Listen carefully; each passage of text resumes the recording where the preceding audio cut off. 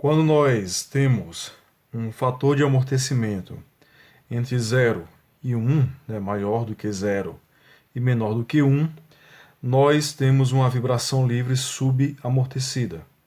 Então nós temos aqui o nosso oscilador, massa mola amortecedor com um grau de liberdade, a EDO de segunda ordem homogênea que modela o nosso sistema, a nossa equação teste, né, a nossa proposta de solução, e aí nós chegamos para essa relação para a raiz da nossa equação característica do nosso sistema, né? Então, duas relações para lambda 1 e lambda 2. E aí, se o nosso fator de amortecimento for menor do que 1, esse termo aqui ele se torna negativo, o que joga a nossa resposta para nos números complexos. Para continuar a resolver o nosso problema, nós vamos fazer essa seguinte manipulação matemática, né? Essa seguinte alteração matemática aqui. Vamos multiplicar o que está dentro da raiz por menos 1 e vamos tirar o complexo, né? O nosso número complexo i. Lembrando que i é igual a raiz de menos 1. E aí, dentro da raiz, sobra 1 menos o fator de amortecimento ao quadrado. Lembrando que ele é menor do que 1, então o que está dentro da raiz, com esta alteração, o que está dentro da raiz fica positiva. Porém, lembro que está multiplicando aqui raiz de menos 1.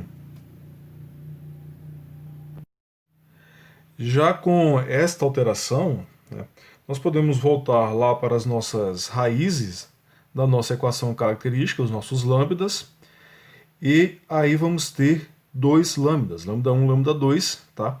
Um vai ser menos o fator de amortecimento vezes ômega n mais i vezes a frequência natural vezes raiz de 1 menos fator de amortecimento ao quadrado.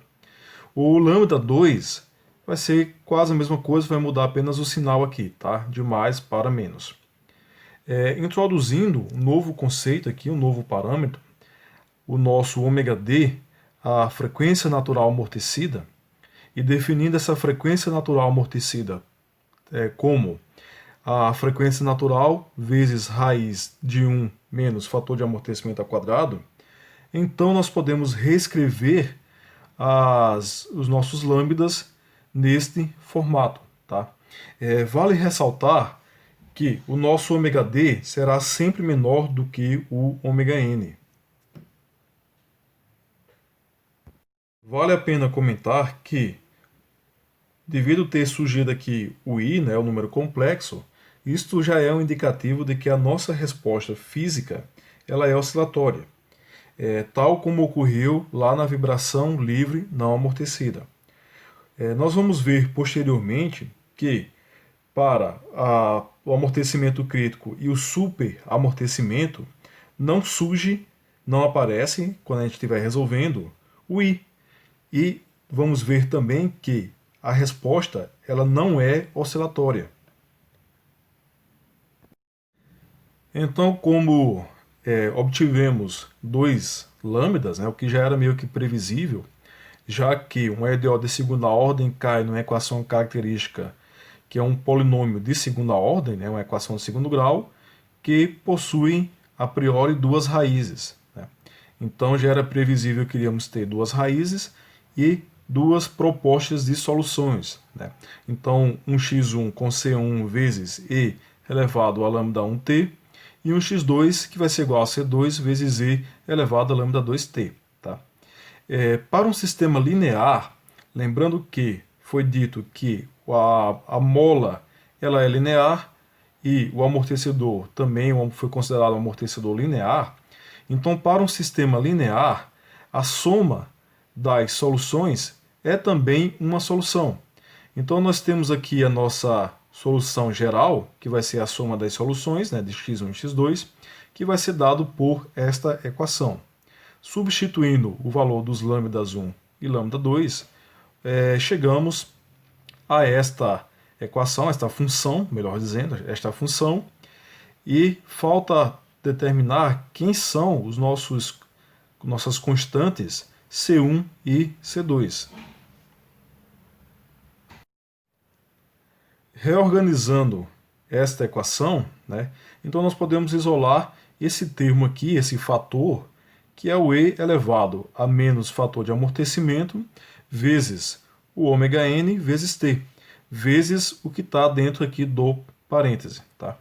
Usando a relação de Euler, esta relação, então essa equação pode ser, o que está dentro do parêntese, pode ser reescrita no formato de cosseno e seno. Tá?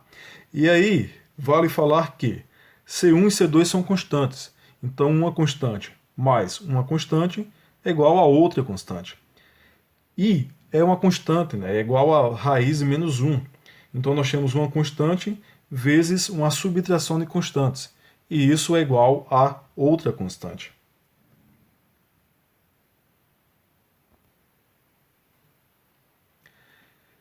Então, essas C1 e C2 eu vou chamar agora de A1, né? C1 mais C2 eu vou chamar de A1. E I vezes C1 menos C2 eu vou chamar de A2. Aqui nós temos então, na verdade, um movimento oscilatório amortecido, né? Um movimento harmônico amortecido, que diminui exponencialmente com o tempo devido a este fator aqui, né? O E elevado a menos o fator de amortecimento vezes o ômega n vezes T.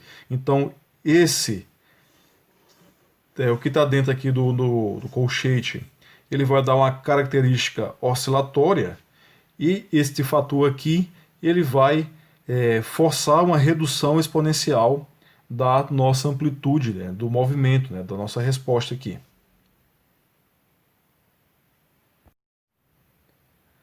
Plotando aquela função e analisando para os diferentes fatores de amortecimento, nós vamos obter curvas parecidas com essa daqui, tá? Com estas aqui. Então, eu comecei com a posição inicial de 4 milímetros, tá? Então, esse foi um valor que eu escolhi, ok? E iniciei também com a velocidade inicial de 0. E aí, eu simulei para os diferentes valores de fator de amortecimento. Então, para um zeta de 0,1, né, um fator de amortecimento igual a 0,1, nós temos essa resposta aqui em preto, né, essa resposta oscilatória que até os 20 segundos ela não cessou completamente a sua oscilação, né, não chegou ao zero, não foi amortecida totalmente. Para um zeta de 0,5, ela teve aqui em vermelho, tá, uma leve oscilação, e aí lá mais ou menos 8 segundos o movimento foi totalmente amortecido e ficou no zero, a posição. Para um zeta maior ainda, né, já se aproximando de 1, nós temos aqui o zeta 0,9, um fator de amortecimento igual a 0,9. Nós temos a resposta em azul, que praticamente não teve uma oscilação, né? Ela veio e já foi para a sua posição zero. Tá? Então essa aqui é a resposta para diferentes fatores de amortecimento daquele nosso sistema.